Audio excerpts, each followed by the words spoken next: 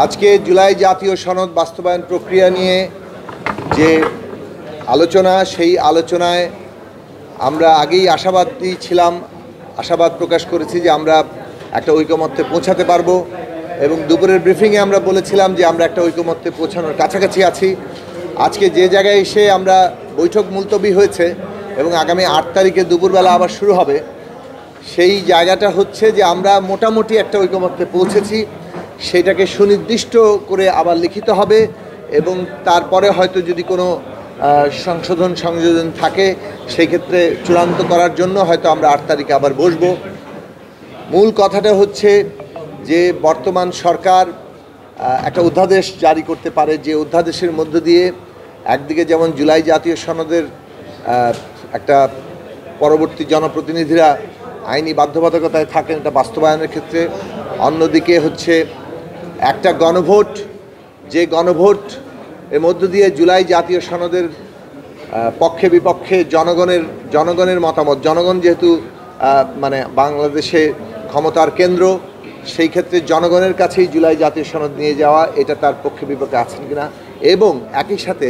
তারা যে সংসদ গঠিত হবে কিংবা যে আইনসভা তৈরি হবে সেই আইনসভাকে এই ক্ষমতা তারা দিচ্ছেন কিনা যে এই জুলাই জাতীয় সনদ বাস্তবায়ন তারা করবেন জন ইচ্ছার প্রতিফলন হিসাবে, জনগণের ইচ্ছার প্রকাশ হিসাবে। কাজেই দুটো জিনিস একদিকে হবে যে জনগণ রায় দিচ্ছেন জুলাই জাতীয় সনদ বাস্তবায়নের পক্ষে বিপক্ষে, অন্যদিকে একই সাথে তারা এর মধ্য দিয়ে আগামী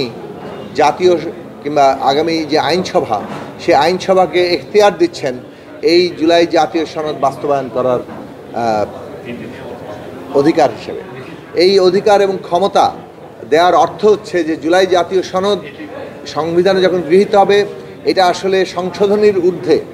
এটা একটা মৌলিক সংস্কার, যে মৌলিক সংস্কার সম্পন্ন করার মধ্য দিয়ে এই সংসদ একটা তার বিশেষ যে বৈশিষ্ট্য এবং ক্ষমতা সেইটা যেমন একদিকে প্রতিষ্ঠিত হচ্ছে, তেমনি এই সংস্কারকৃত সংবিধান এটা জনগণের ইচ্ছার প্রকাশ হিসেবে সামনে আসার ফলে ভবিষ্যতে আদালত একে প্রশ্ন না করে একে সুরক্ষা দেবে। এই বিষয়গুলোতে আমাদের ঐকমত্য হয়েছে।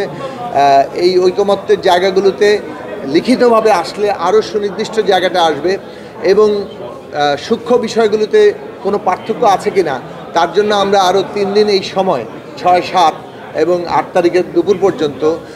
রাজনৈতিক দলগুলোর নিজেদের মধ্যে পারস্পরিক আলাপ আলোচনা করবেন যাতে করে সূক্ষ্ম বিষয়গুলোতেও